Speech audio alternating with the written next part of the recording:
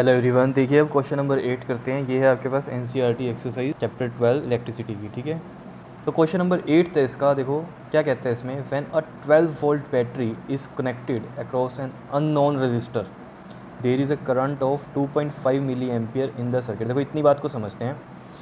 ये क्या कह रहा है, व्हेन अ 12 वोल्ट बैटरी, यानी कि जो पोटेंशियल डिफरेंस है वो है 12 वोल्ट का, is connected across the unknown resistor से कनेक्ट किया, and there is a current of 2.5 milliampere. तो करंट है इसमें कितना, 2.5 मिली एम्पियर। तो मिली को चेंज करेंगे सिंपली एम्पियर में, तो 2.5 इंटू में मिली हटेगा तो 10⁻³ लग जाता है। ठीक है, क्लियर है इतनी कहानी।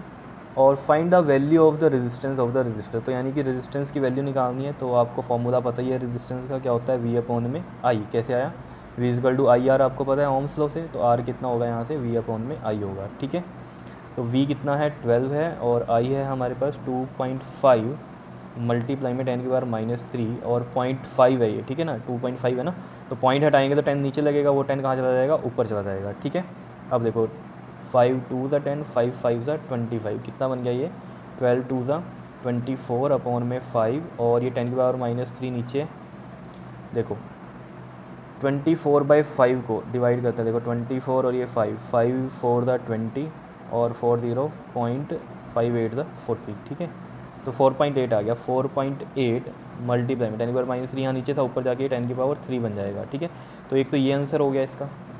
ठीक है, और दूसरे तरीके से कैसे आप इसका आंसर लिख सकते हो, 4.8 10⁻³ को हटाएंगे तो हम किलो लगा सकते हैं, तो ये किलो ओम, ये भी आंसर हो गया। और एक और आंसर इसका हो सकता है, देखो कैसे, वो यहाँ से आ सकता है। देखो 4.8 का मैं पॉइंट हटाऊंगा तो 10 लगेगा, और 10⁻³ को मैं ऐसे 1000 लिख दूँ, 1 0 से 1 0 गई, तो ये कितना आ गया, 4800 ओम। ठीक है, तो 3 आंसर इसके हो सकते हैं, एक तो ये हो सकता है, एक ये हो सकता है, और एक ये आपको जैसे ठीक लगे आप वैसे लिख सकते हो। क्लियर है इतनी बात। देखो अब क्वेश्चन नंबर 9 पे आ जाते हैं। देखो ये भी बहुत ही सिंपल सा क्वेश्चन है। देखो इसमें क्या कहता है, a battery of 9 volt is connected in series with resistor this respectively. देखो ऐसे कह रहा है इसका, अगर मैं डायग्राम बनाऊँ तो देखो कितने रजिस्टर्स हैं ये, 1 2 3 4 5 बना देता हूँ सीरीज़ में लगाए हुए इस तरीके से, ये वाला 5। ठीक है, और ये रही बैटरी 9 वोल्ट की इस तरीके से। ठीक है, ये देखो ये 0.2 ओम का है, ये 0.3 ओम का, ये 0.4 ओम का है, ये 0.5 ओम का है, और ये कितना है, 12 ओम का। और बैटरी कितनी है इसमें, 9 वोल्ट की है।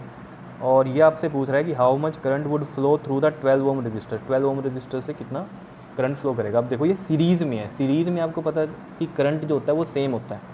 पता है ये कहानी, सीरीज़ पैरेलल वाले क्वेश्चन देखना, और वो टॉपिक जहाँ पर मैंने करवाया वो वाली वीडियो देखना, तब आपको क्लियर होगा। सीरीज़ में जो होता है वो करंट सेम होता है, और वोल्टेज जो होती है इनमें डिफरेंट होती है। ठीक है, तो अगर करंट सेम है तो ऑब्वियसली बात है, जो यहाँ पर पूरा करंट जाएगा, टोटल करंट जो होगा यहाँ पे, वही इन सब में से निकलेगा। ठीक है, तो मैं यहाँ टोटल करंट निकालूंगा। टोटल करंट कैसे निकलेगा इसमें, ये सीरीज़ में जो रेजिस्टेंस हुए हैं यहाँ पर इक्विवेलेंट रेजिस्टेंस निकाल लेंगे पहले तो हम। ठीक है, तो इक्विवेलेंट रेजिस्टेंस देखो कैसे निकलेगा यहाँ पर सॉल्यूशन में, आर एस कैसे निकल जाएगा, देखो 0.2 सिंपली ऐड करते हैं, 0.3 प्लस में 0.4 प्लस में 0.5 एंड प्लस में 12। तो देखो 0.2 0.3 0.5 0.5 और 0.4 0.9 0.9 और 0.5 ऐड करो, कितना बन गया ये आपके पास 1.4 1.4 और 12 ऐड कर दो, कितना आ गया आपके पास ये 13.4। तो ये आ गया रेजिस्टेंस, इक्विवेलेंट रेजिस्टेंस। तो न्यू डायग्राम इस तरीके से बन जाएगा आपके पास।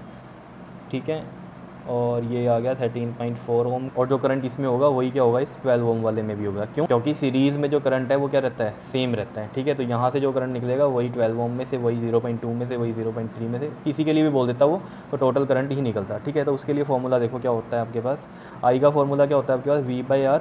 ये यहीं से ही आया, देखो क्या होता है, V इक्वल टू में IR होता है, तो आई कितना हो जाएगा यहाँ से, V/R हो जाएगा, ये पता है आपको। तो देखो तो V कितना है, ये 9 वोल्ट का है, और रेजिस्टेंस कितना है, ये 13.4 है। 13.4 है, पॉइंट हटाएंगे तो 10 लगेगा नीचे, वो 10 ऊपर जाएगा तो मल्टीप्लाई हो जाएगा 9 से, तो 90 बन जाएगा। समझ पा रहे हो ये कहानी। ठीक है, अब देखो ये 2 से करेंगे, ये 45 आ जाएगा, और ये 2 6 ज़ा 2 7 ज़ा।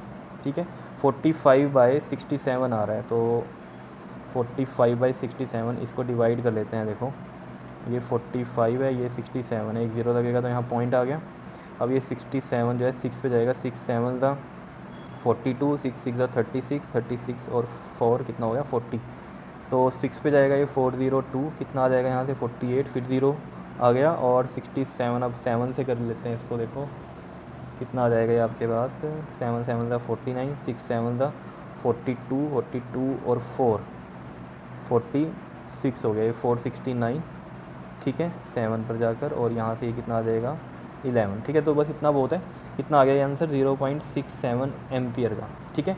और जो करंट ये टोटल है वही किस में से भी क्रॉस करेगा, 12 ओम में से भी पास करेगा। क्लियर है, तो ये हम लिख सकते हैं इस तरीके से। तो ये यहाँ पर लिख दिया मैंने, current is same in series, so current in 12 ohm resistor will also भी कितना होगा 0.67 एम्पियर होगा। क्या कहानी समझ में आई है, ठीक है। तो कंफ्यूज मत हो जाना कि 12 ओम के क्रॉस कैसे निकालेंगे, ठीक है। तो जो टोटल करंट होगा वही क्या होगा, 12 ओम के क्रॉस भी वही जाएगा। क्यों, क्योंकि करंट जो होता है सीरीज़ में वो सेम होता है। बताओ क्लियर हुई है कहानी या नहीं, ठीक है।